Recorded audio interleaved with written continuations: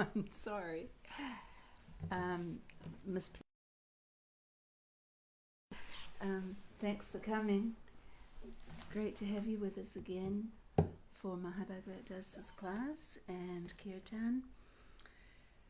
So I'm going to do this tune that I believe was Prabhupada's favourite many years ago.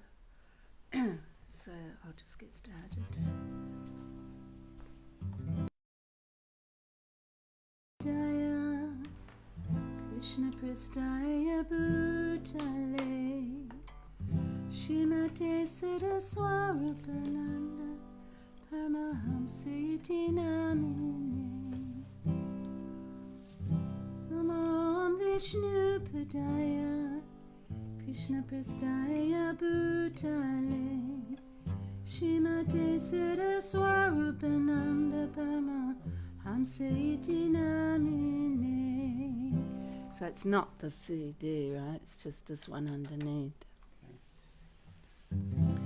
Namo Saraswarupananda Paramahamsa Namine Gaurakaruna Swarupaya Radha Krishna Prastaya Te Namo Saraswarupananda Paramahamsa Namine Gaurakaruna Swarupaya Radha Krishna Prastaya Te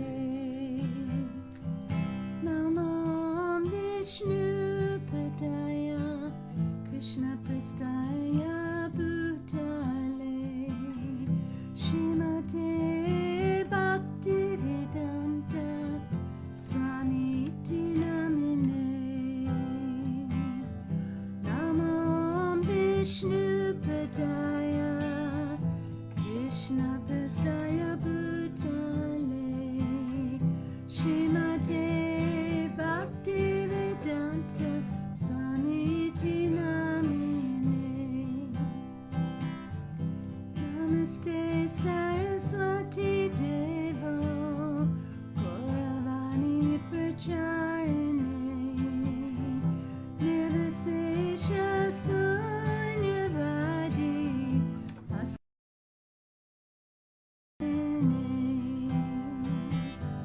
Namaste Saraswati Devo Gauravani Pracharini Nirvisesha Sunyavadi Kaskachati Satarini Vacha Shri Krishna Chaitanya Prabhu Nityananda Shri Advaita Gadadhar Shivasadi Gopaktarinda Vacha Shri Krishna Chaitanya Prabhu Nityananda Shri Advaita Gadadhar Shivasadi Gopaktarinda Vacha Shri Prabhu Nityananda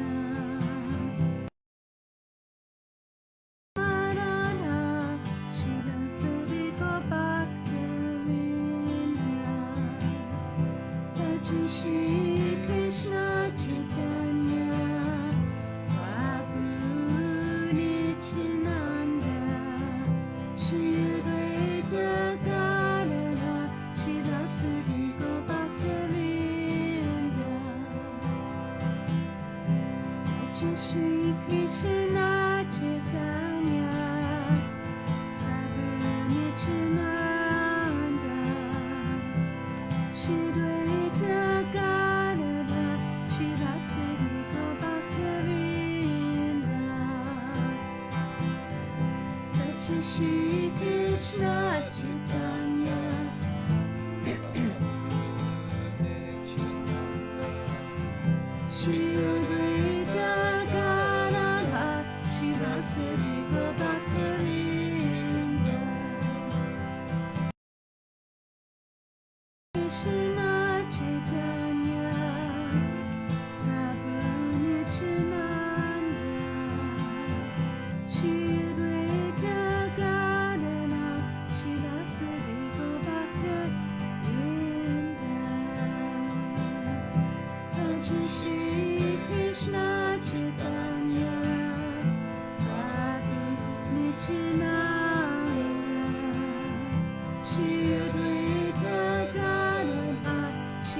Sudhigo Bhattarinda.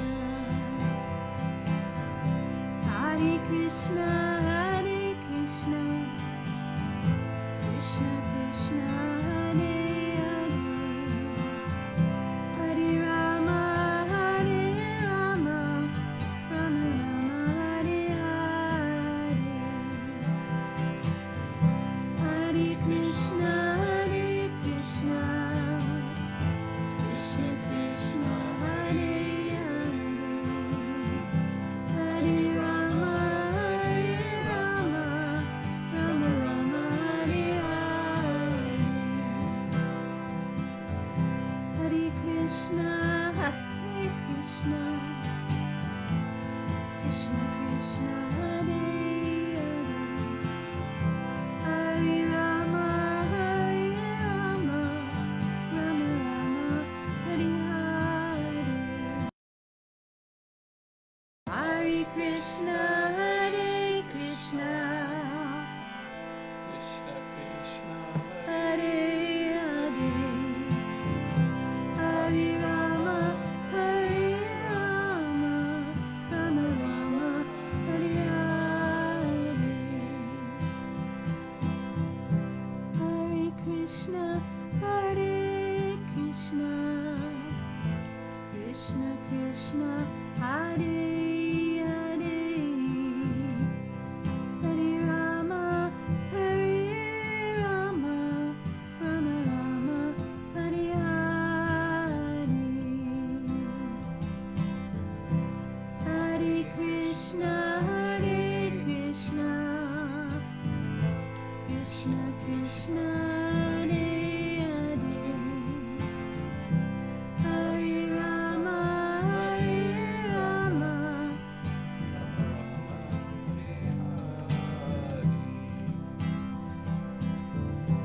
Hare Krishna, Hare Krishna, Krishna Krishna, Hare Hare, Hare Rama, Hare Rama, Rama Rama, Hare Hare, Hare Krishna, Hare Krishna, Krishna Krishna, Hare Hare, Hare Rama, Hare Rama, Rama Rama, Hare Hare, Hare Krishna, Hare Krishna, Krishna Krishna, Hare Hare, Hare Rama, Hare Rama, Rama Rama, Hare Hare, Hare Krishna, Hare Krishna, Krishna Krishna, Hare Rama, Hare Rama, Rama Rama, Hare Hare, Hare Krishna, Hare Krishna, Krishna Krishna, Hare Hare, Hare Rama, Hare Rama, Rama Rama, Hare Hare, Hare Krishna, Hare Krishna Krishna Krishna Hare Hare, Hare Rama, Hare Rama, Rama Rama, Hare Hare. Are all the chords there?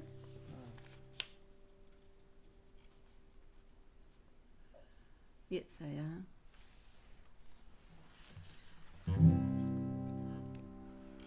The last line. Hare Krishna, Hare Krishna, Krishna Krishna, Hare Hare, Hare Rama, Hare Rama, Rama Rama, Hare Hare, Hare Krishna, Hare Krishna,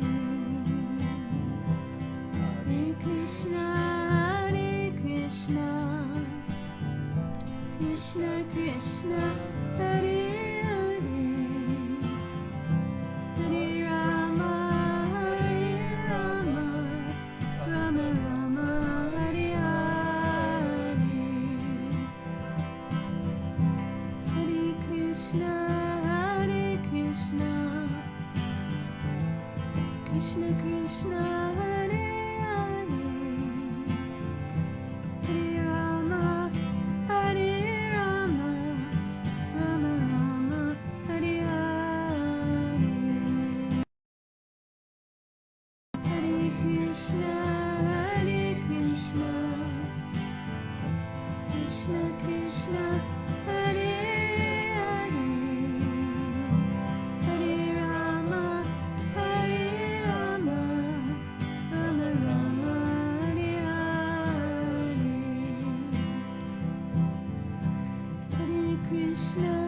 Hare Krishna Krishna Krishna Hare Hare, Hare Rama Hare Rama, Rama Rama Hare Hare, Hare Krishna Krishna Krishna Hare Hare, Hare Rama Hare Rama, Rama Rama Hare Hare,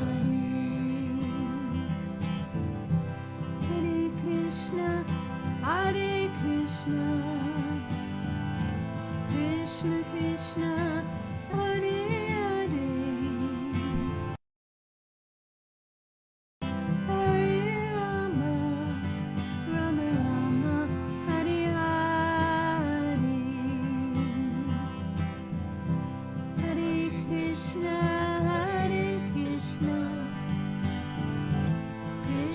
Krishna Hare Hare, Hare Rama Hare Rama, Rama Rama Hare Hare,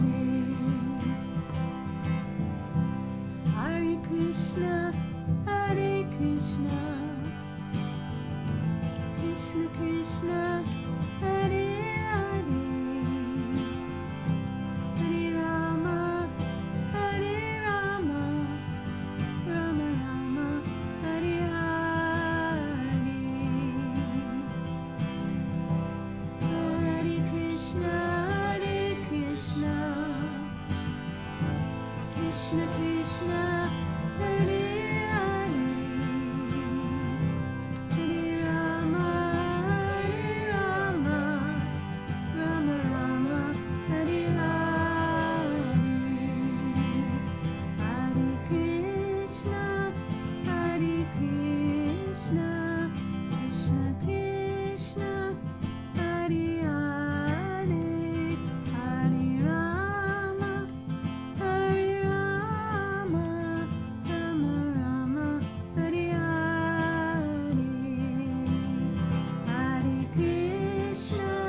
Hare Krishna Krishna Krishna Hare Hare, Hare Rama Hare Rama, Rama Rama Hare Hare.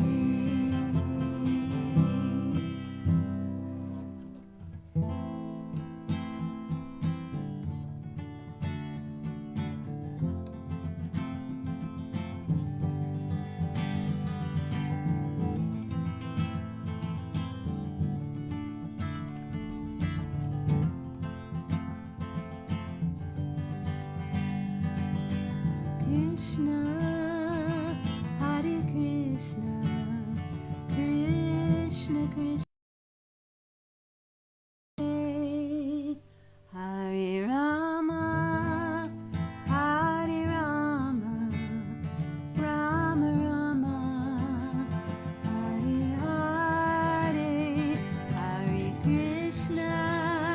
Hare Krishna Krishna Krishna Hare Hare, Hare Rama Hare Rama, Rama Rama Hare Hare, Hare Krishna Krishna Krishna Hare Hare, Hare Rama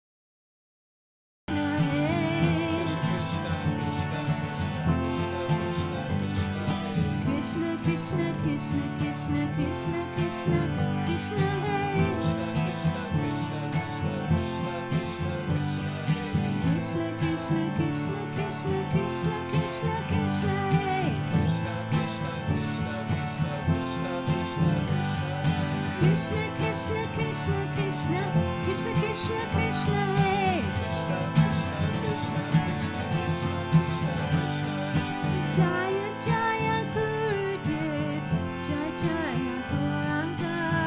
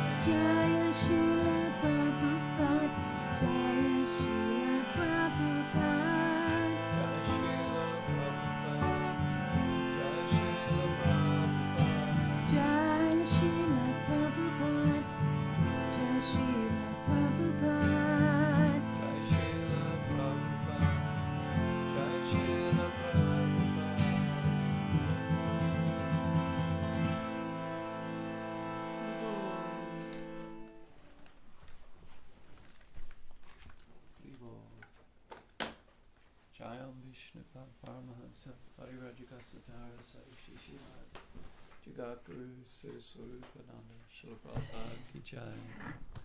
Jayam Vishnupad Paramahansa Parivrajikasatara Sai Shishimad. His Divine Grace Srila A.C. Bhaktivedanta Swami Prabhupada Ki Jai. Ananda Gauda Vaishnavrinya Ki Jai. Prem Se Kaho Shri Krishna Chaitanya Prabhu Nityananda Shri Advaita Gadadhar Shivasadi Gaur Bhaktivinoda Ki Jai. Namacharya Itai Goes World Mission Ki Jai. Navadvita Dhamma Ki Jai. Shri Radha Krishna Go Gopinath Shamakun Radhakun Giri Govardhana Ki Jai. Vrindavan Ki Jai. Mathuradam Ki Jai. Mayapur Ki Jai. Ganga Mai Ki Jai. Jamuna Mai Ki Jai. Tulsi Devi Ki Jai. Bhakti Devi Ki Jai. Samaveda Bhaktivinoda Ki Jai. Shrimad Bhagavad Gita Ki Jai. All glories to assembled devotees, Hare Krishna. All glories to assembled devotees, Hare Krishna.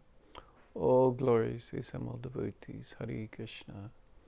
All glories to Shri Guru and Shri Gauranga. Guru Premanandi, Hari Hari Bol.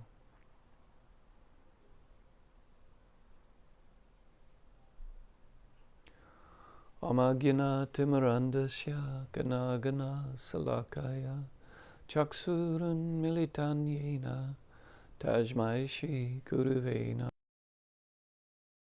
Chaitanya Manobhistam Stathpitam Yena Bhutale Swayam Rupa Kadamayam Tadati Swa Padantekam Vandeham Shri Guru Shri Yuta Parakamalan Shri Gurun Vaishnavams Cha Shri Rupam Sagrajatam Sahagana Raghunatham Vitam Tam Sajeevam Sadvaitam Savadutam Parijana Sahitam Krishna Chaitanya Devam Shri Radha Krishna Padan Sahagana Lalita Shri Vishakan Vitams Cha. Hey Krishna Bandhu Jagapate Gopisha Gopika Kanta Radha Kanta Namostute Tapta Kanchana Gaurangi Radhe Vrindavaneshwari Rishabhanu Sutta Devi Pranamami Hari Priye Vanchakapa Tarubhyascha Kripa Sindhu Bhaivacha Patitanam Pavenbhyo Vaishnavbhyo Namo Namaha. Shri Krishna Chaitanya Prabhu Nityananda Shri Advaita Gadadhara Shivasadi Gaur Bhaktavrindam. Hare Krishna Hare Krishna Krishna Krishna Hare Hare Hare Rama Hare Rama Rama Rama Hare Hare. Om Vishnu Padaya Krishna Prastaya Bhutale Shrimate Swarupananda Paramahansa Niti Namine Namo Siddha Swarupananda Paramahansa Namine Guru Karuna Swarupaya Radha Krishna Prastayate. For speaking, first I offer my respectful obeisances under the lotus feet of my spiritual master, Jagatguru Siddhasarupananda Srila Prabhupada, whose very dear Lord Krishna, having taken shelter at his lotus feet, Srila Prabhupada is the mercy manifestation of Lord Chaitanya, Gaura Karuna Swarupaya, and very dear to Radha and Krishna, Radha Krishna Prastayate.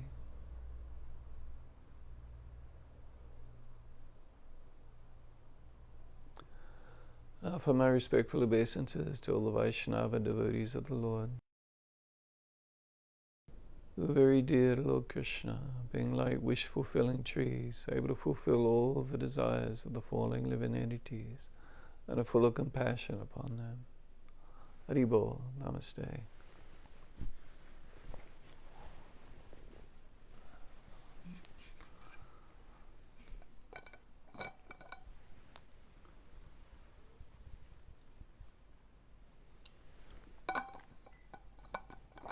So continuing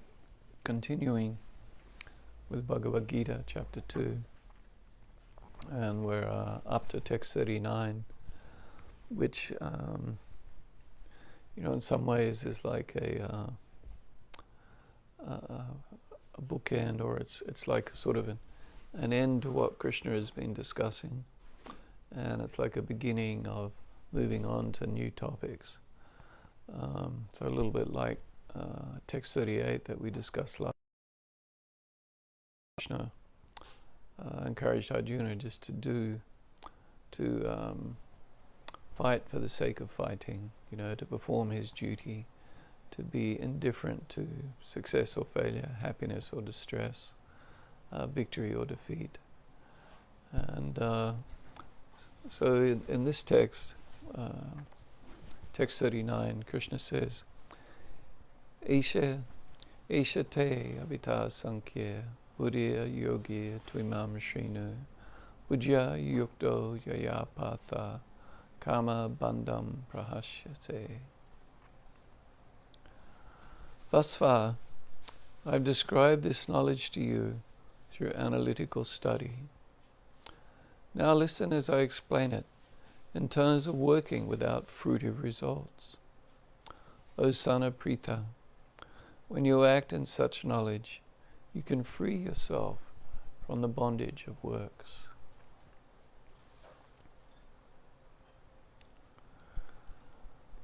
So thus far I've described this knowledge to you through analytical study. So Esha, all this, Te, unto you, Abhita, described, Sankhya, in analytical study. So here, this is where Krishna is bookending what he's been discussing since text 11 in chapter 2 and finishing in text 30, where Krishna has been discussing Atma Tattva, or the truth of the self, of the soul, that we are spiritual in essence, that we're not this material body. And Sankhya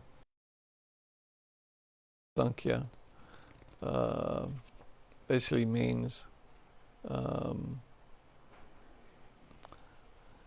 to Baladev Vijayabhusana, Sankhya means that by which truth is completely explained, that by which the true nature of Atma is presented. And Srila Vishwanath Chakrabarti, he says Sankhya means that by which true knowledge of things, Vastu Tattvam, is perfectly samak, revealed. In other words, Sankhya means a perfect process of knowing. And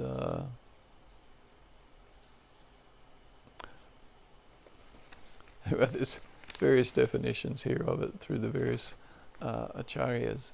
But Sankhya is basically the analysis of the difference between spirit and matter.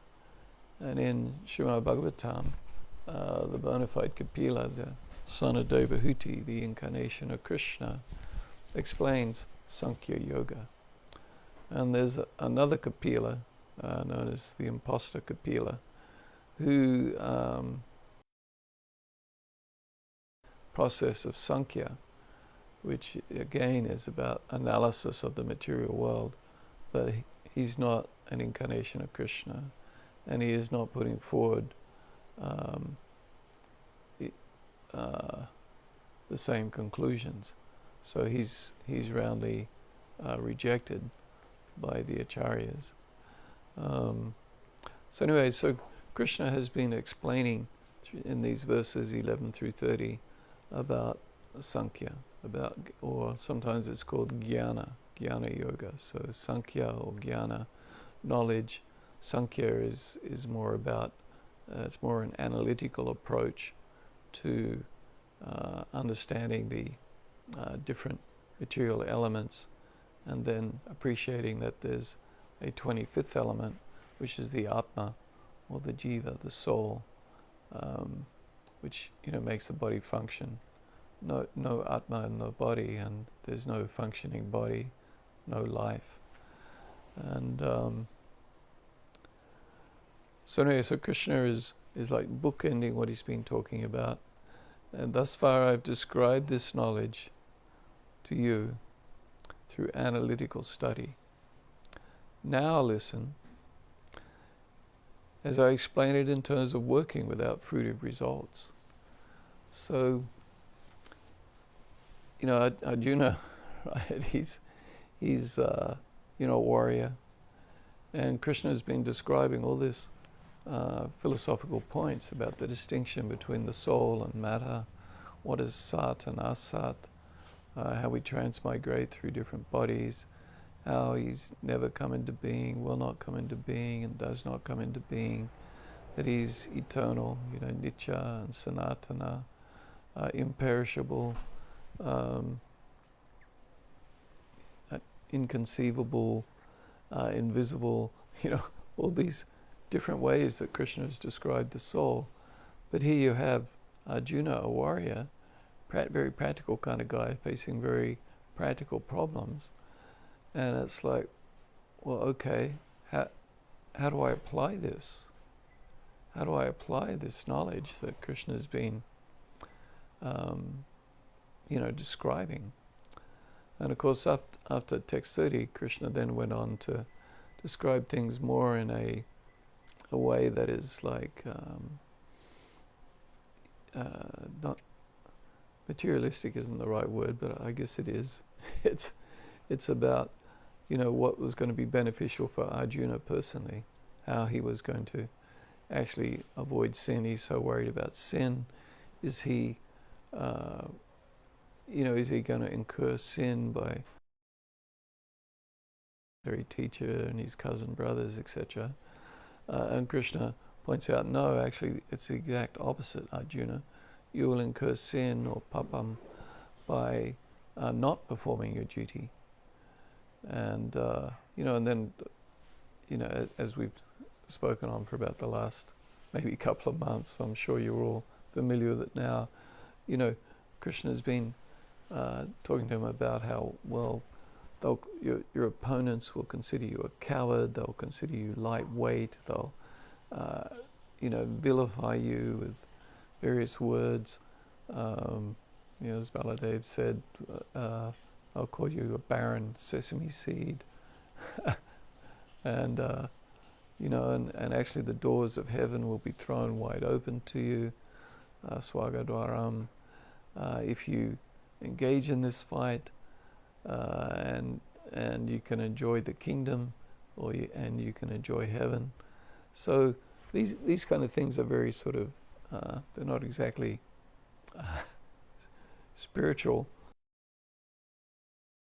kind of very practical things that's kind of rebutting rebutting Arjuna's kind of weak arguments at the beginning of Bhagavad Gita in chapter 1, and just talking about things in a very practical way according to Arjuna's psychology. So, and this is very much what's known as Kamakanda, or Kamyakana. So desire for sense gratification. Kamyakana. Kamya means desire for sense gratification, and karma, of course, is action. Or Kamakanda, the path of karma, which is what very much the original Vedas are about. So this is about engaging in sacrifices, worship of demigods, all for the purpose of attaining or receiving or being benefited in some way materially, either getting animals or a good wife or sons, or to be elevated to the heavenly planets. And later on, in a few verses on from here, Krishna roundly condemns this type of karma, this type of kamakanda activity or kamyakana activity. It's not beneficial in the long run. It's a bit like, as explained, there's I've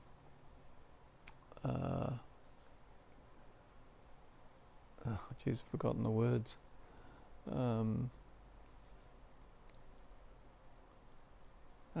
Anyway, there's Shreyas and Prayas. So Prayas is what is short-term beneficial, and Shreyas is what is actually beneficial. And in text 7 of chapter 2, Arjuna has asked Krishna to please tell me Bruhitan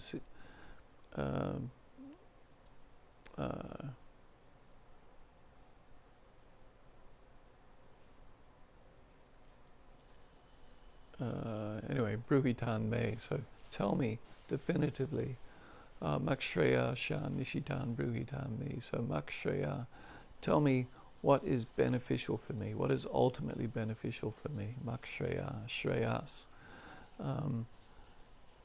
And so Krishna wants to tell Arjuna wants to hear it, and Krishna wants to tell him what's ultimately beneficial for him.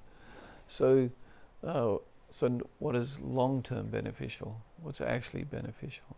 Not short-term beneficial. So prayas is like, thinking that, well, I'm on the planet, so I'll be benefited if I get a beautiful wife or a nice wife, or nice children, sons. And of course, these things are beneficial. There is some benefit there, but there's no lasting or actual benefit to you, the eternal spirit soul. So it's not Shreyas. So, Krishna has basically described to Arjuna what's of benefit to him in his material situation. But ultimately, Krishna is describing to Arjuna what is truly beneficial for him on a permanent basis, on an eternal basis. And this, of course, is what this whole process of bhakti yoga is about, is what is ultimately beneficial.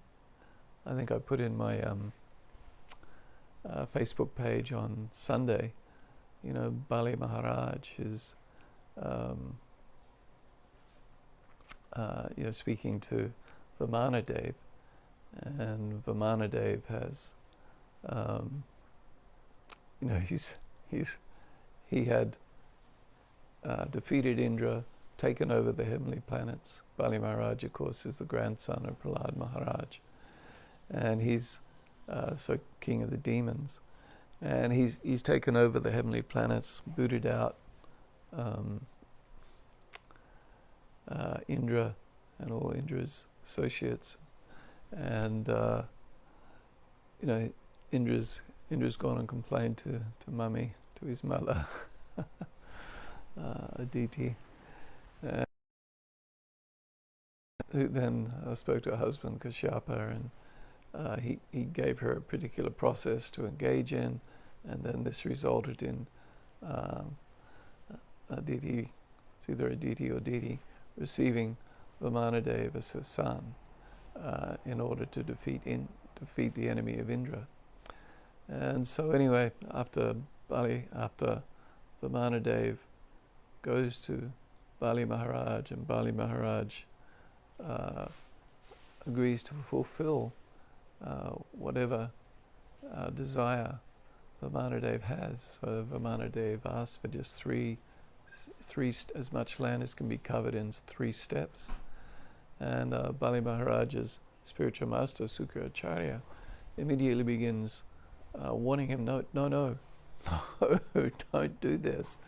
This is Vishnu in disguise. He's going to take everything from you. And Bali Maharaj rejects his spiritual master against the goals of spiritual life and against the purpose of the Vedas. So he rejects his spiritual master and then agrees to give Vamanadev the 3 steps of land, which of course leads to Vamanadev taking over the whole universe. And so anyway, in the discussion between Vamanadev and Bali Maharaj after this, when Bali's been captured and bound and brought back before Vamanadev, then Bali Maharaj says, what is the use of anything material? What is the use? What's the use of parents and wives and children and families and country, all of these just are useless, right? They're of no ultimate benefit. And so we should all be, very much aware of this. Of course, we're living in the material world. We have family members. We have certain nationalities. We have certain functions and duties and responsibilities that we fulfill, and it's very easy to just become caught up in this and just sort of lose sight of the ultimate goal of life, of what is shreyas, ultimately beneficial for ourselves and for our loved ones and the people that we're relating with. So this is the whole purpose of Bhagavad Gita and Srimad Bhagavatam, is to the actual purpose of life, to develop our love, to develop pure love for Krishna. So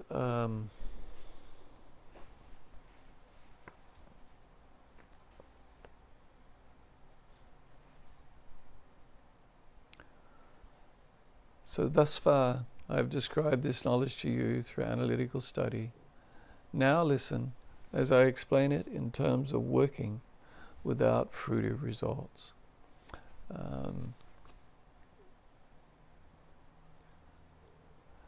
So going back to the a point I was making. So Arjuna is a very practical kind of person.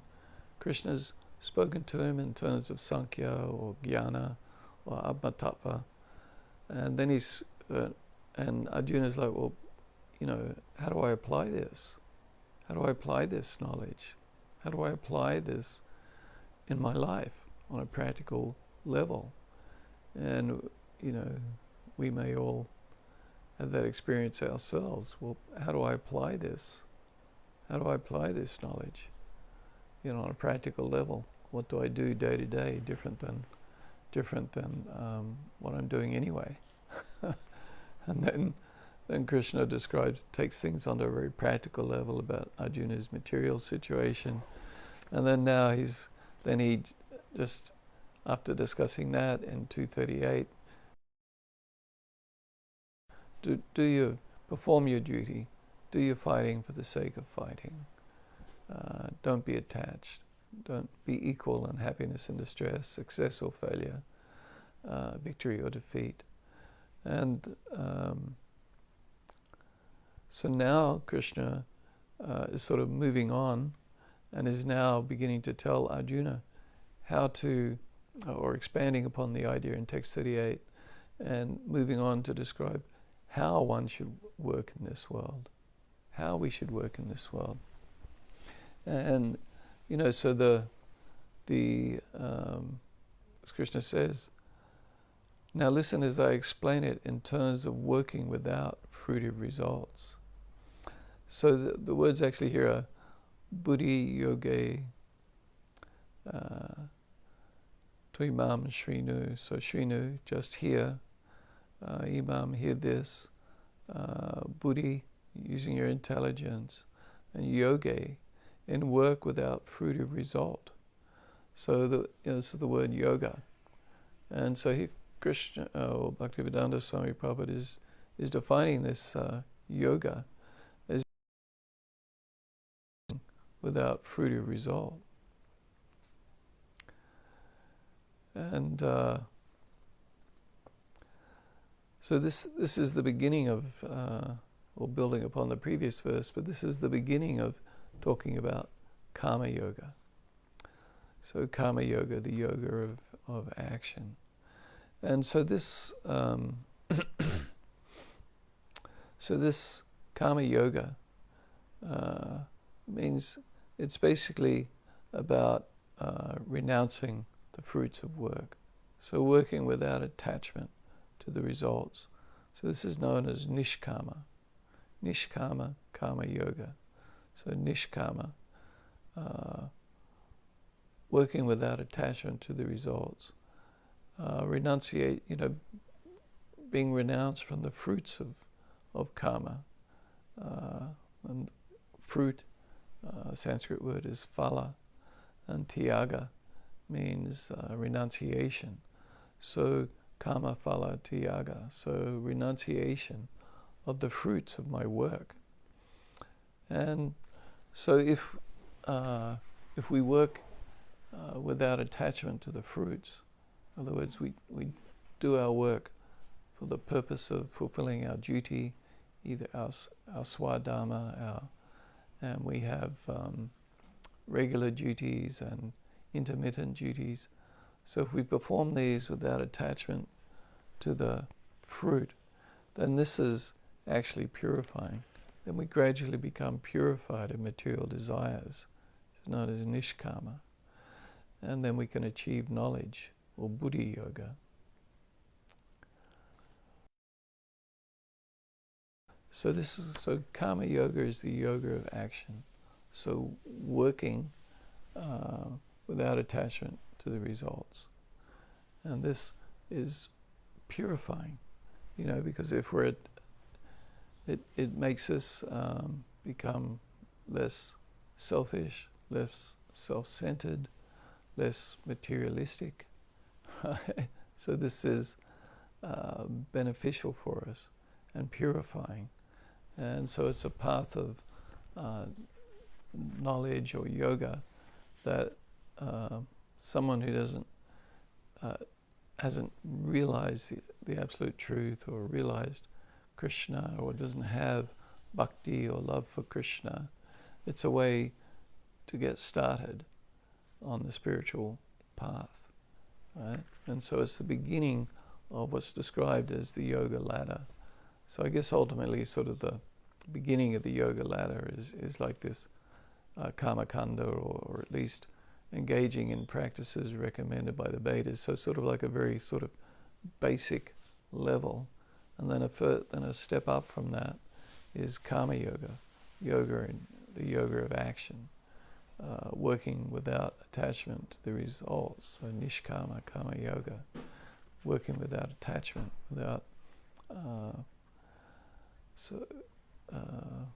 working in a renounced way. And Krishna describes this karma yoga, and we'll be talking about karma yoga for the rest of the year probably, because this is the main subject matter of pretty much the rest of chapter 2, chapter 3, a significant part of chapter 4, a significant part of chapter 5. It comes up again in chapter 9. Krishna describes it in chapter 12, where he describes the different things that Arjuna should do. If he doesn't have pure love for Krishna, then he should engage in sadhana bhakti, and if he finds that too hard, then he should, engage in meditation, and then or just offer the results of his actions. And Krishna sort of delineates which is better, which is best, and which is better, and so on. So anyway, we'll be talking about this karma yoga for many, many months to come, if not years. So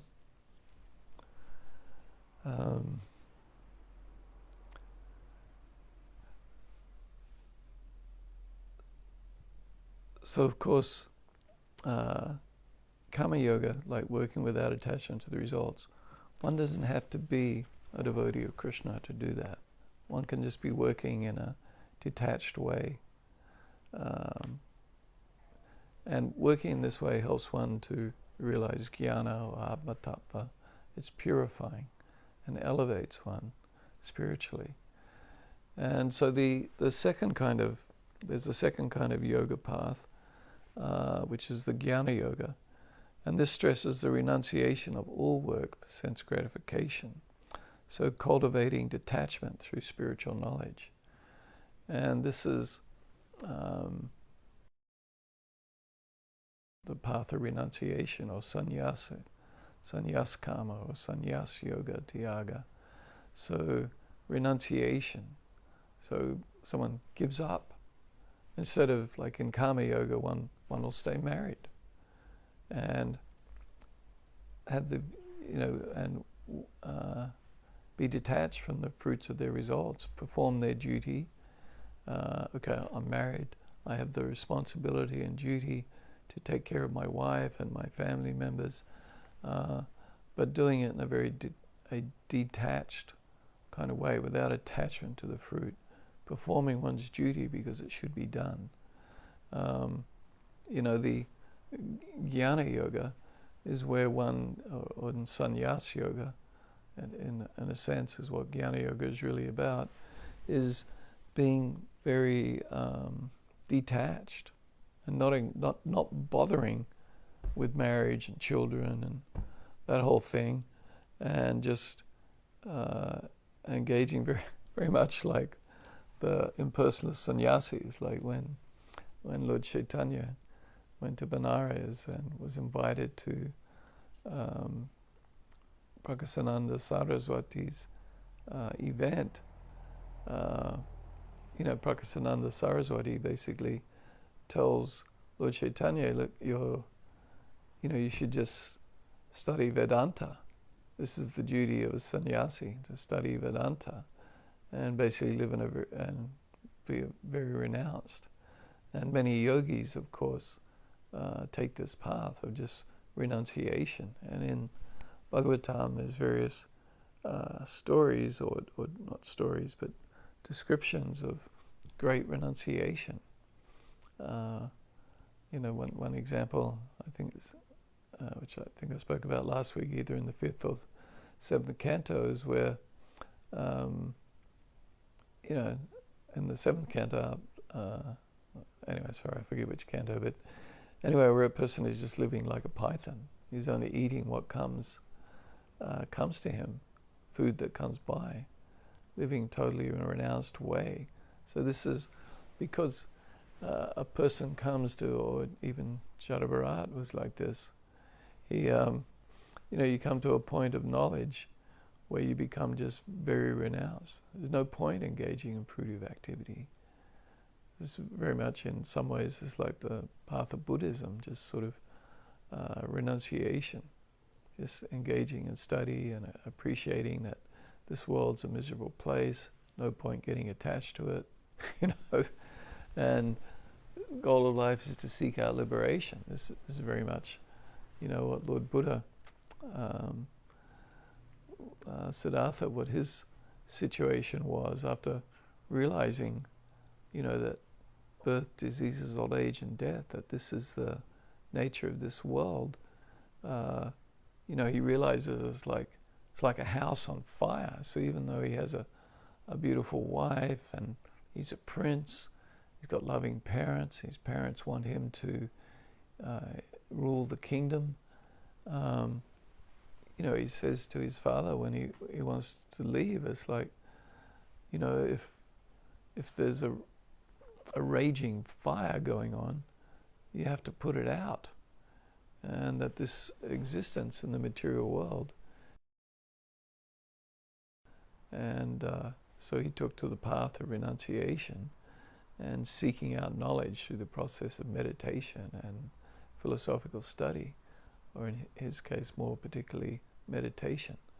So this is, so these are like two different paths, but these paths lead to the same place. The ultimate goal is to approach the Supreme Lord.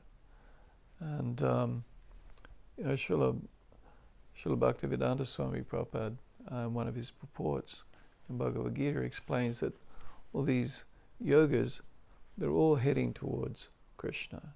So the ultimate yoga, of course, is Bhakti Yoga. And Bhakti Yoga means pure love for Krishna. Bhakti, love. So loving devotion, loving yoga of the heart. Right? Whereas Kama Yoga is more like yoga of the body. It's what you do with your physical body. You engage in action and with your body and perform duties and responsibilities and so on. And so Kama Yoga is about what you do with your body. Jnana Yoga is like what you're doing with your mind, right? Like studying knowledge, studying the scriptures. This is like Jnana Yoga, studying Vedanta, the Vedic literatures and so on, with the goal of liberation. Right? So the Jnana Yogi person who's focused on Jnana Yoga, they're coming to a realization that this world is a miserable place and I need out of here. So they're studying the scriptures with the aim of increasing their knowledge and their renunciation so that they can then achieve liberation or mukti. And so of course in Bhakti Yoga there's action. It's not that when one has love for Krishna that one just sits around and does nothing. No, one is active in devotional service. And so then this is the Karma Yoga. So there's Karma Yoga involved in Bhakti Yoga. And also Bhakti is based upon knowledge or jnana, on the basic understanding that I'm not this body, I'm spirit soul, I'm minute part and parcel of the Supreme Soul, that but I'm not the Supreme Soul. My position is that I'm the dominated part and parcel of the Supreme, and that my function is to engage in serving the Supreme, right? Serving God, serving Krishna.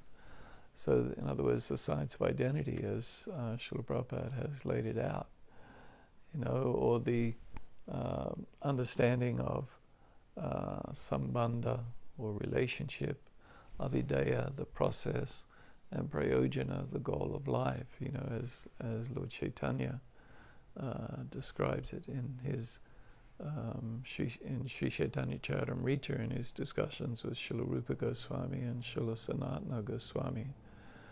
And then Srila Jiva Goswami and the different acharyas have expanded upon this idea of sambandha, relationship, avideya, the process, and prayojana, the ultimate goal of life. These, has all been expanded upon. So the Vaishnava has understanding of this. Certainly we can all understand the science of identity, as Srila Prabhupada has very uniquely and innovatively laid out and presented to us and to the world. So we need to have this knowledge, and of course we have knowledge through reading Krishna book. So we read Krishna book and we appreciate the mood of the devotees in Vrindavan, how they love Krishna in the different moods, as in either Santarasa or Sakya Dasya Rasa or Sakya Rasa, Vatsala Rasa, and Madhurya Rasa. So peacefulness, service, friendship, parenthood, or ultimately Madhura, the love of a consort or a person of the opposite sex. So these, through reading Krishna book, which is the 10th canto of the Srimad Bhagavatam, so we can begin to appreciate the mood of pure love for Krishna. So we need to have this knowledge, right? At least basic knowledge. We don't need to be Sanskritist, or we don't need to memorize a whole bunch of verses, or we don't need to be very great speakers, or anything like that. We just need a basic bit of knowledge. So this is jnana. So in Bhakti Yoga, there is karma, action, and there is jnana, or knowledge.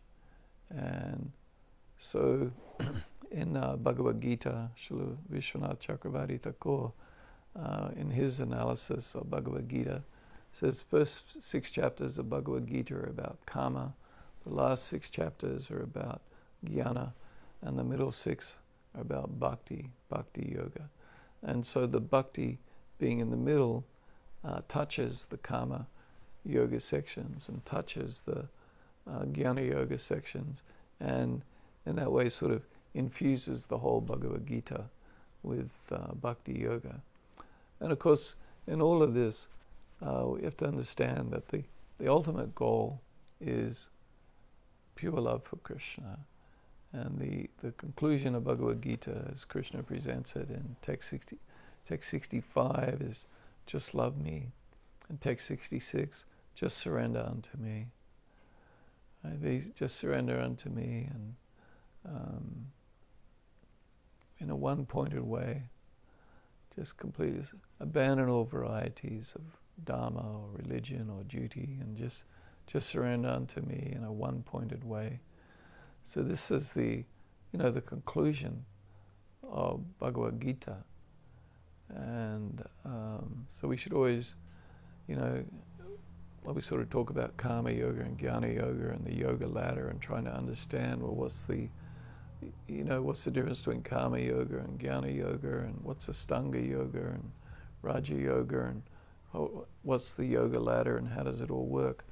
We have to understand what the goal is. The goal is the most important thing. So prayojana, the goal of life, is pure love for Krishna. There's or other Sanskrit terms are, there's the sadhana, or the practice for achieving the sadhya, or the goal. So the sadhya or prayojana, the goal of life and of all yoga practices, is to develop pure love for Krishna. And so, so a person on the path of karma yoga, nishkama karma yoga, so they're working without attachment to the fruits. They're renouncing the fruits of their labor, and working in a detached manner. And then through this detachment, they gain knowledge. And all the acharyas point out in their commentaries that the process itself is actually knowledge. It's non-different from knowledge. So the actual practice or process of working in a detached way, or engaging in the practices of sadhana bhakti, this is actually knowledge itself. It's like applied knowledge. So this there's not a distinction there between knowledge is like information in a book, and engaging in karma yoga is not knowledge. No, engaging in karma yoga is actual knowledge, is how they describe it.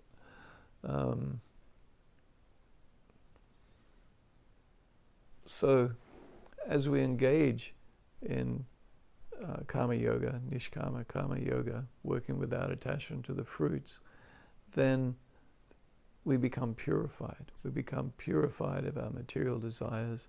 Our material desires begin to fall away. And then as we learn more about Krishna, become more attached to Krishna, then the bhakti grows. And so then, rather than being on the path of karma yoga, we then become on the path of karma yoga. So in other words, karma yoga infused with bhakti, with love for Krishna, becomes bhakti yoga. So there's this, this is the yoga ladder, and there's a purport where Srila Bhaktivedanta Swami Prabhupada says this very nicely.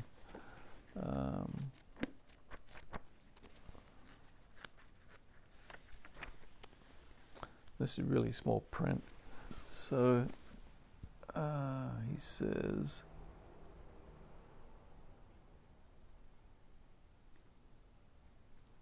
when karma yoga increases in knowledge and renunciation, this stage is called jnana yoga. When jnana yoga increases in meditation on the Lord by different physical processes, it is called Astanga yoga, which develops into bhakti yoga. One who sticks at a particular stage and does not reach bhakti is called by that particular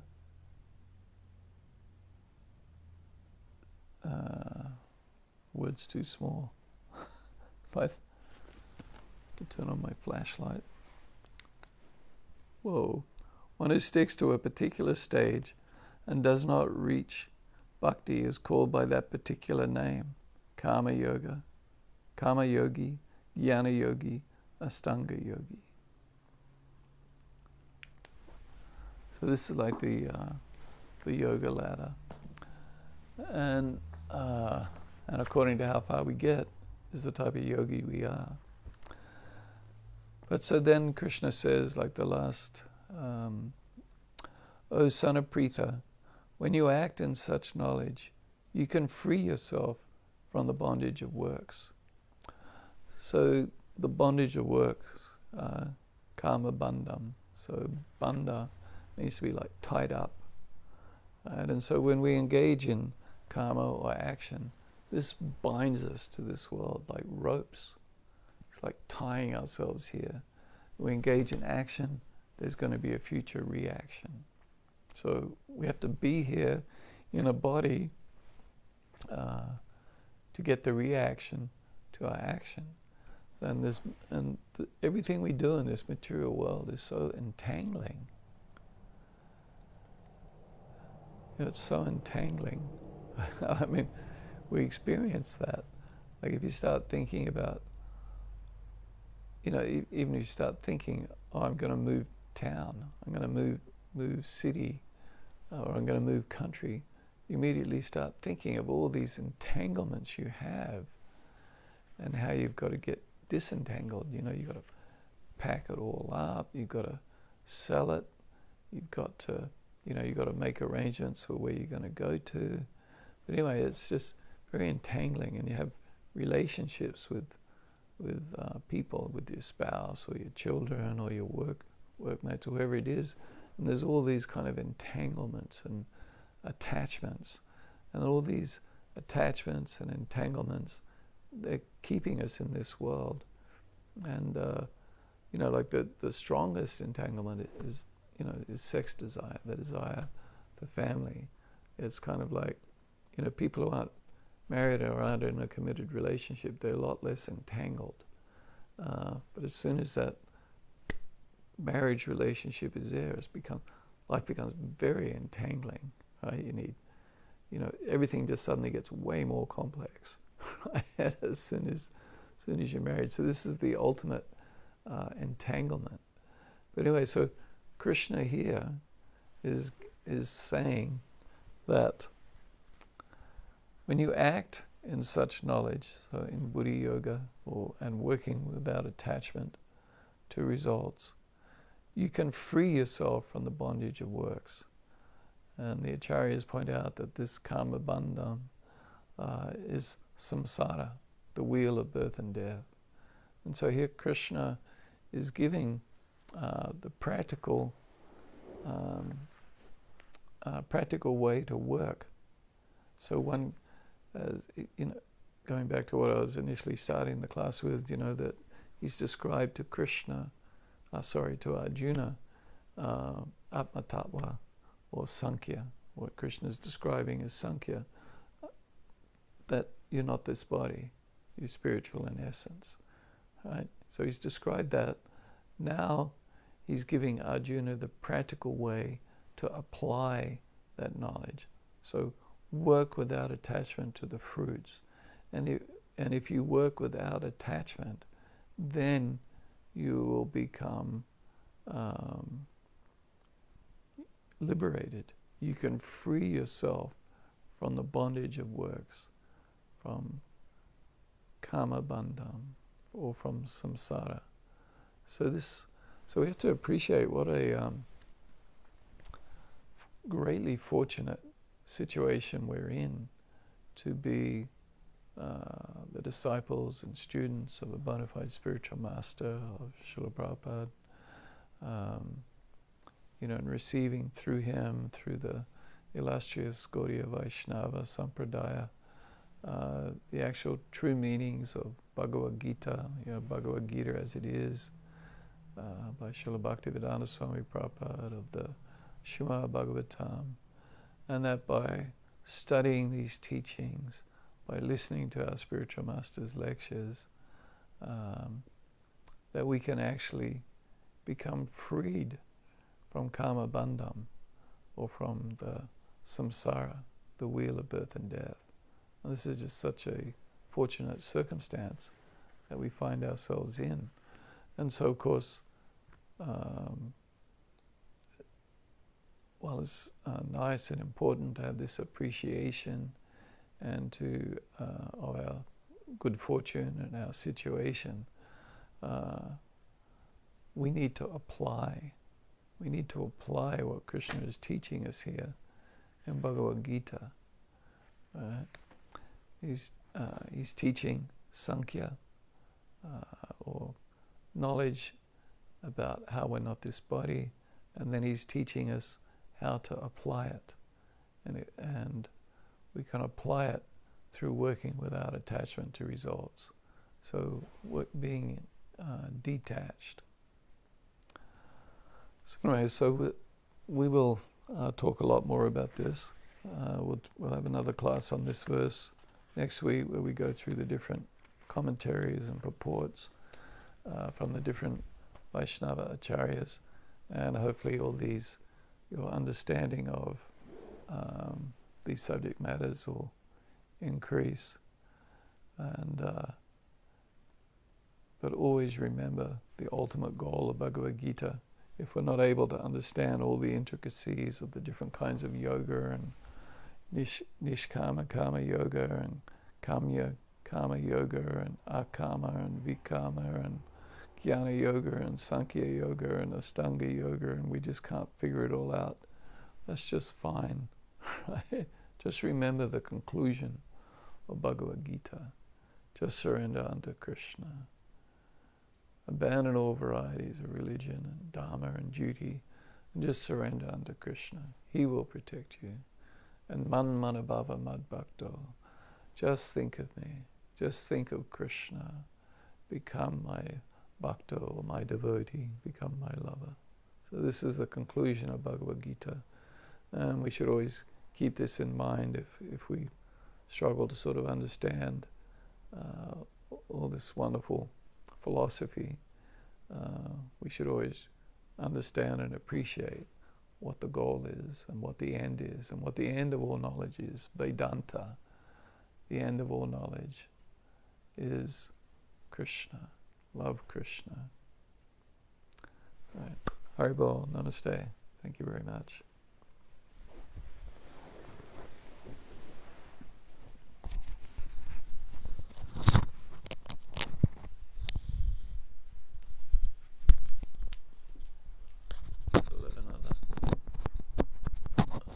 Short kirtan.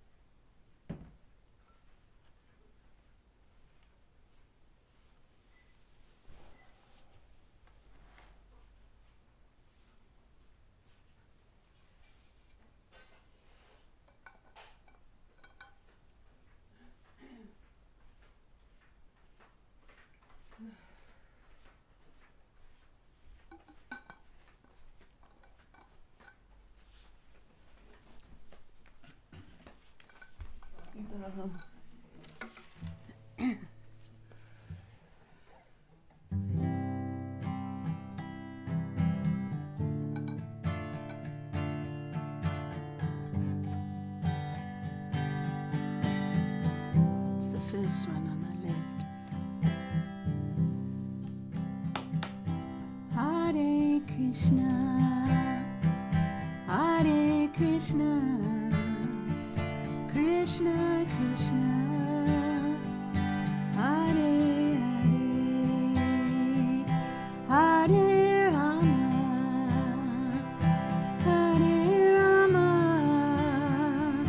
Rama Rama, Hare Hare, Hare Krishna, Hare Krishna, Krishna Krishna, Hare Hare, Hare Rama, Hare